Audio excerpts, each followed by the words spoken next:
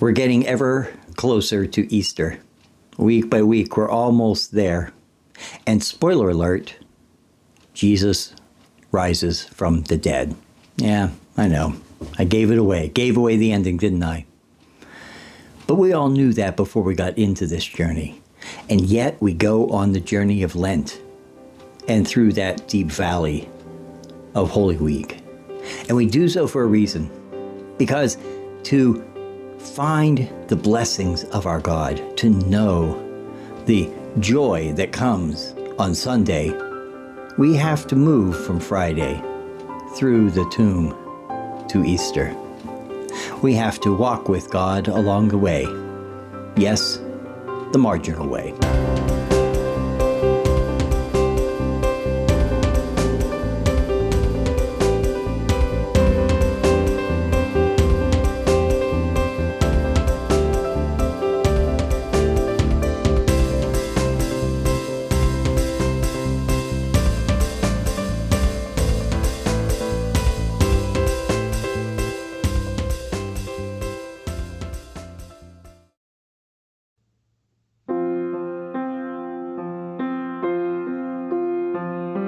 Hearts open, minds awake, save us now for heaven's sake. Leave us not alone in hatred's wake. Show us how to love. Show us how to love. Show us how. Show us how to love.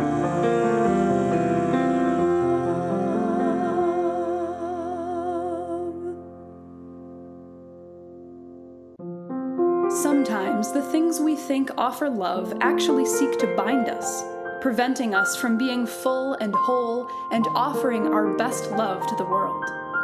The story of Lazarus, whose funeral shrouds trail him out of the tomb, offer us a metaphor of new life as we recognize that true love is that which unbinds us, that wants for us more, not less, freedom and life. Jesus says to us, "Come out, walk, live, love. Shed your funeral clothes and offer your deepest self, your deepest love for the world." Of course, this kind of love can be dangerous, as we will see as the events of Holy Week loom closer. But the price of continuing to look for love in the wrong places is higher than the blessing of life lived boldly. Eyes open, shocked awake, much to learn from our mistakes. Draw us closer in our heartache. Show us how to love. Show us how to love. Show us how. Show us how to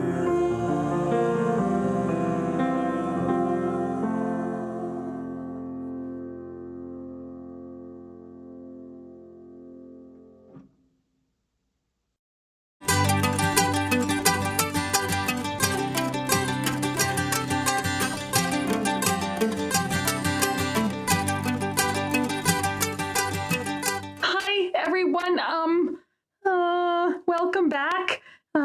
You seem to have found me in a bit of a predicament here. I'd love to show you our Scrabble board today, and it does say love, and I would love to point to our poem that we say together. Ugh, but I seem to be a little bit stuck. Okay, let's just repeat together. We come today, and we're here to say, we're looking for love in just the right way. For Jesus is clear when we listen to hear. His love for us is oh so dear. Now I want to show you how much I love you. I want to tell you how much I love you, but I really seem to be stuck here. Just could you help me out? Can you help undo me here? Can you please help me out? Oh, thank you. Oh, you guys are the best.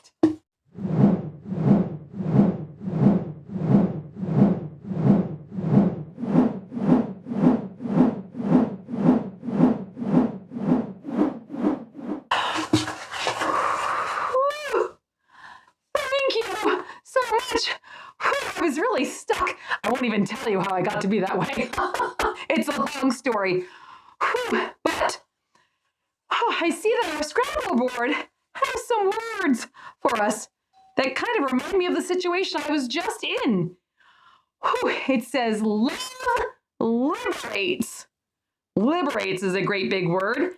That just means set free. Like, I've just been set free and now I can tell you I love you this much. It feels good to be able to move my arms again. So there is a Bible story that talks about this very thing. In the story, Jesus says the words, unbind him and let him go. He was talking about liberating people, setting people free so they can be who they want to be, so they can love how they want to love, so they can live their lives. So how can I liberate others? You're right, by showing them love, by letting them be who they are, by allowing them to act the way they want, love the way they want, live the way they want, and by letting them be who they are, I'm letting them feel free. Just by showing love. If someone doesn't look quite the way I do, if someone doesn't dress quite the same way that I dress, if someone goes to a different kind of church than I go to, if I offer them my unconditional love, if I'm their friend, then I'm liberating them and myself to be free, to be just who we are. And that's a wonderful way to love, isn't it? Our Scrabble board once again reminds us, God is love. Love is God. Amen.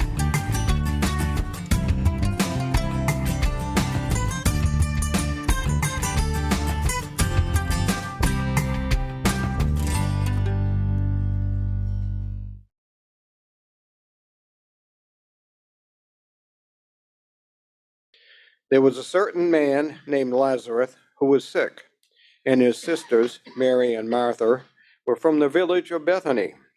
Mary was one of the ones who had been anointed at the feet of Jesus with perfume and dried his feet with her hair. It was her brother Lazarus who was sick. The sisters sent this message to Jesus, Rabbi, one of you love is sick. When Jesus heard that, he said, the sickness will not end in death. It is happening for God's glory, so that God's only begotten may be glorified because of it. Jesus loved these three very much. Yet even after hearing that Lazarus was sick, he remained where he was, staying for 2 more days. Finally, he said to the disciples, let's go back to Judea. They protested, Rabbi, it was only recently that they tried to stone you, and you want to go back there again? Jesus replied, aren't there 12 hours of daylight? Those who walk by day don't stumble because they see the world bathed in light. Those who go walking by night will stumble because there is no light in them. After Jesus said this, he said to the disciples, our beloved Lazarus has fallen asleep. I am going to Judea and wake him. The disciples objected, but Rabbi, if he's only asleep, he'll be fine. Jesus had been speaking about Lazarus' death, but they thought he was talking about actual sleep. So he said very plainly, Lazarus is dead. For your sake, I am glad that I wasn't there, that you might come to believe. In any event, let us go to him. Then Thomas, the twin, said to the rest, Let's go with Jesus so that he can die with him." When Jesus arrived in Bethany, he found that Lazarus had already been in the tomb for 4 days. Since Bethany was only about 2 miles from Jerusalem, many people had come out to console Martha and Mary about their brother. When Martha heard that Jesus was coming, she went to meet him, while Mary stayed at home with the mourners.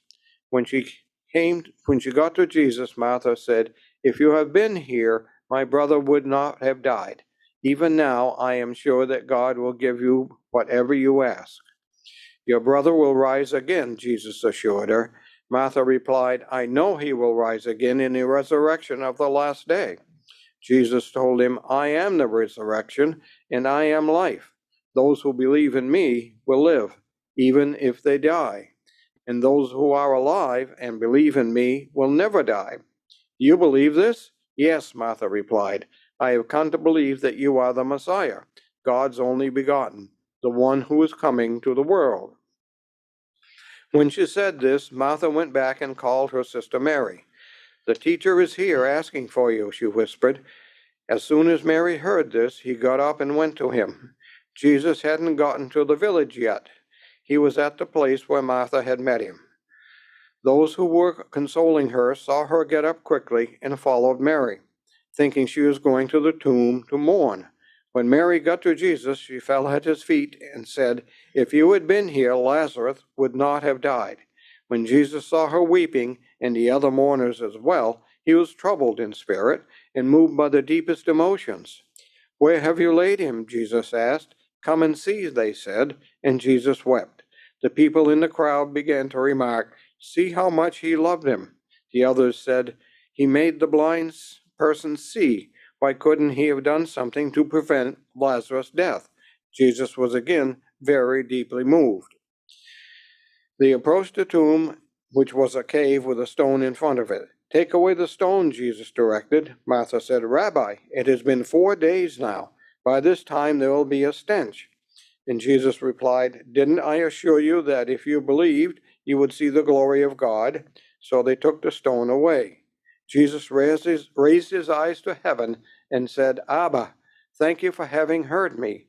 I know that you will always hear me, but I have said this for the sake of the crowd, that they might believe that you sent me." Then Jesus called out in a loud voice, "Lazarus, come out." And Lazarus came out of the tomb, still bound hand and foot with linen strips, his face wrapped in cloth. Jesus told the crowd, "Untie him and let him go free." Many of those who came to console Martha and Mary and saw what Jesus did put their faith in him.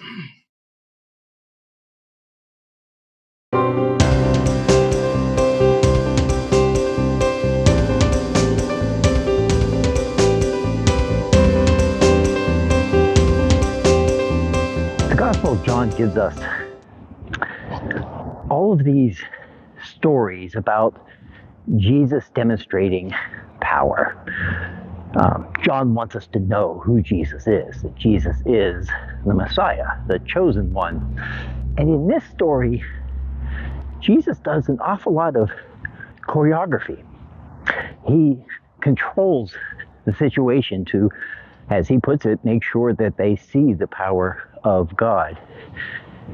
And he controls his movement, the movement of his disciples. He seems to anticipate, as he goes late to the home of Mary and Martha and Lazarus, that Mary and Martha will come out to see him, and that people from the village will have time to gather. They come. So there's all this movement. And then even when Jesus raises Lazarus from the dead, he commands him to come forth. There's movement there as well. And then tells the community that they are responsible to unbind him. All of this is under Jesus' control, and he makes a point of all of it. But there's one thing that Jesus doesn't control: his emotion. We have in this passage the shortest verse in all of Scripture. Jesus wept. So even the Messiah, the very child of God, the one with all of this power, shows us a very important lesson, that we are not in control of our emotions. To be human is to have emotions, and all the choice we have is how we will respond, not whether or not we will have the feelings. I think that's important for us to remember, not just as we read this passage, but as we think about and live our lives. As we move through life, choreographing all of these things that we think are so important, we must also remember that sometimes we weep.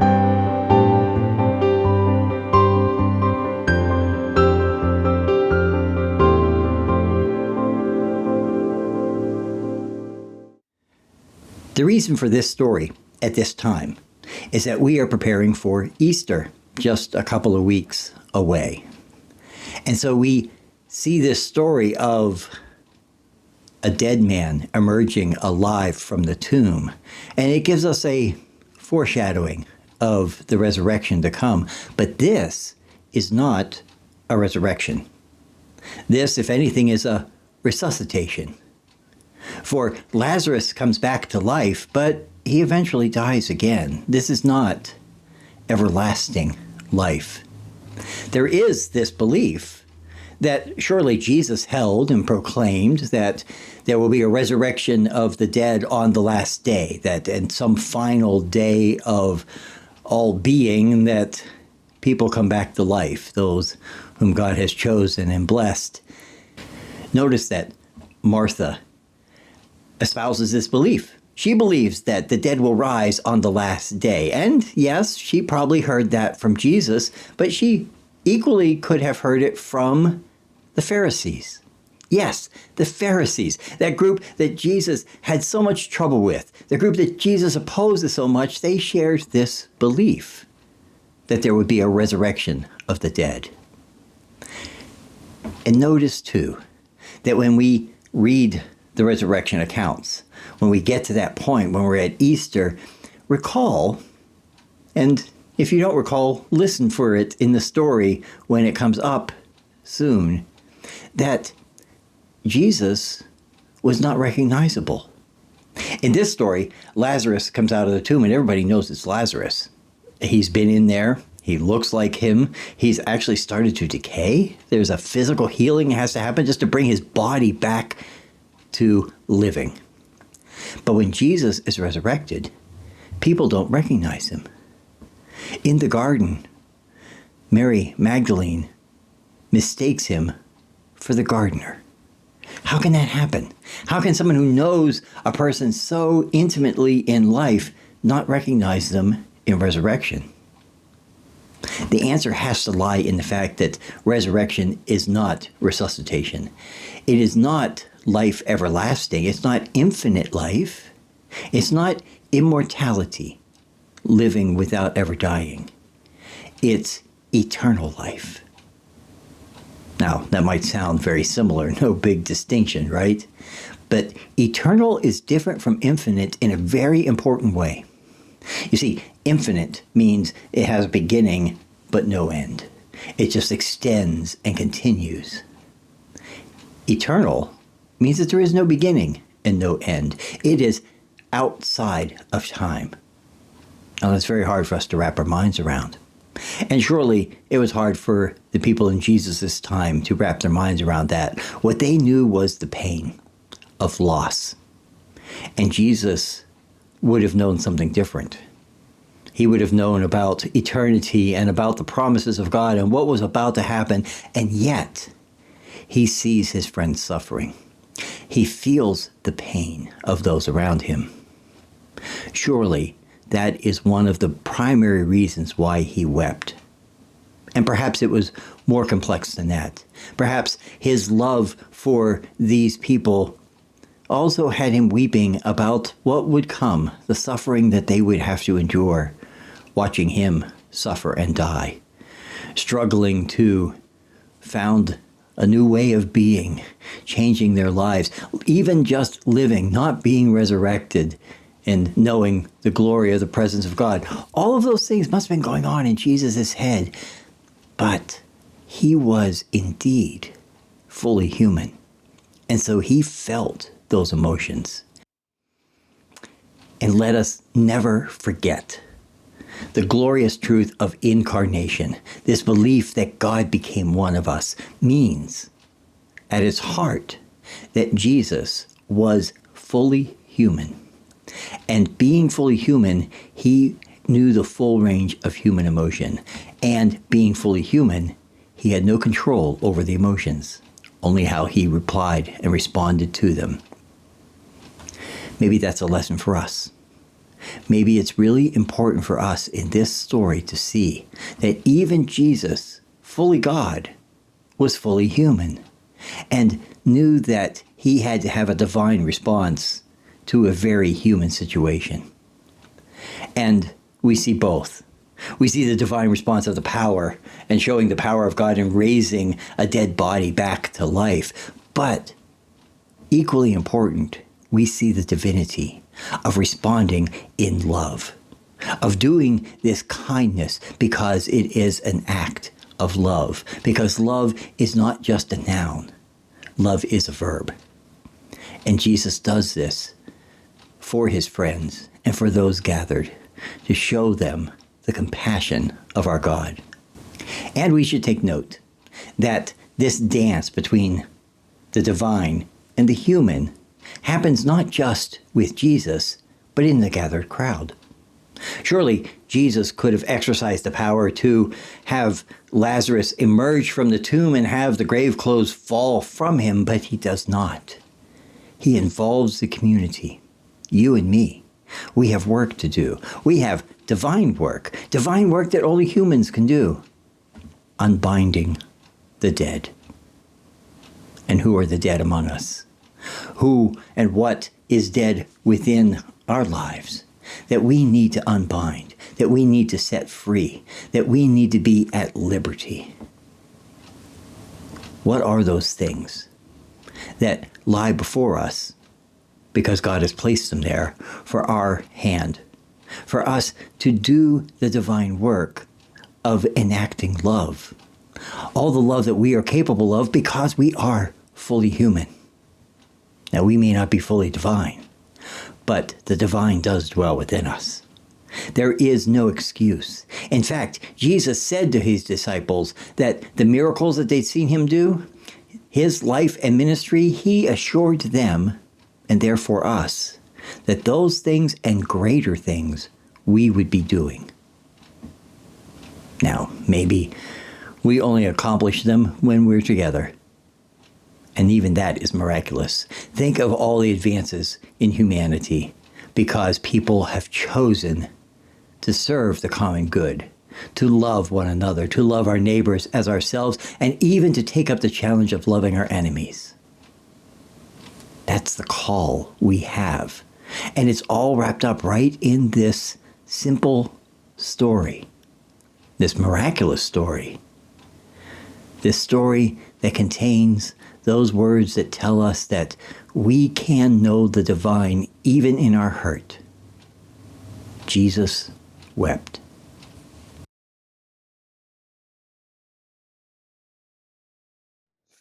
This is a Mary Oliver poem. In March, the earth remembers its own name. Everywhere the plates of snow are cracking, the rivers begin to sing. In the sky, the winter stars are sliding away. New stars appear as later small blades of grain will shine in the dark fields. And the name of every place is joyful. The season of curiosity is everlasting, and the hour for adventure never ends. But tonight, even the man who walked upon the moon are lying content by open windows, where the winds are sweeping over the fields, over water, over the naked earth, into villages and lonely country houses and the vast cities. Because it is spring, because once more the moon and the earth are eloping, a love match that will bring forth fantastic children who will learn to stand, walk, and finally run over the surface of earth, who will believe for years that everything is possible. Born of clay, how shall a man be holy? Born of water, how shall a man visit the stars? Born of the seasons, how shall a man live forever? Soon the child of the red-spotted newt, the eft, will enter his life from the tiny egg. On his delicate legs, he will run through the valleys of moss, down to the leaf mold by the streams, where lately white snow lay upon the earth, like a deep and lustrous blanket of moonfire. And probably everything is possible. Thank you for staying with us to this point, coming along on the journey. If you are here, I can assume that you have found some value in this time together and maybe in other times. And if so, we would really appreciate if you could like this video, if you could share this video, if you could subscribe to our channel, because all those things go a long way in helping us spread this word of taking who we are and what we are and serving those on the margins of our community. And you can help there too. If you have the means to make a financial contribution, we'd love for you to visit our website and do just that. And those funds will help us to serve our mission. Well, friends, this journey continues.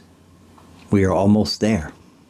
So let us commit ourselves this day, every day, this week, every week, to walk the way with our God and with one another. And may you know many blessings as you walk this journey. Sometimes I lay under the moon and thank God I'm breathing. Then I pray, don't take me soon, 'cause I'm here for a reason. Sometimes in my tears I drown, but I never let it get me down. So when negativity surrounds, I know someday it will all turn around. All my life I've been waiting for, I've been praying for the people to say that we don't want to fight no more, there'll be no more war, and the children will play one day, one day, one day. One day, one day.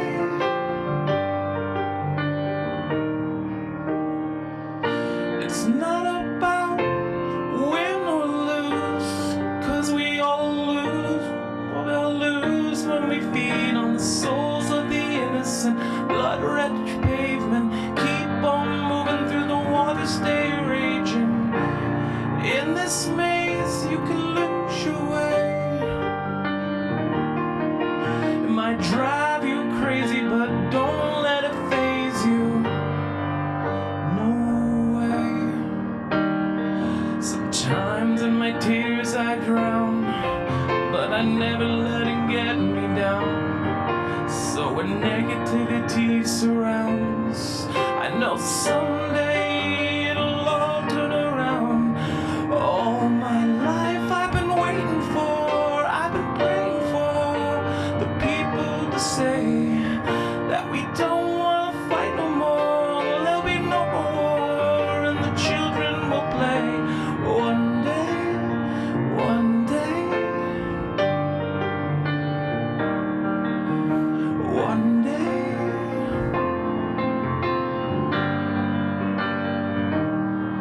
One day this all will change, treat people the same, stop with the violence, down with the hate. One day we'll all be free and proud to be under the same sun, sing songs of freedom.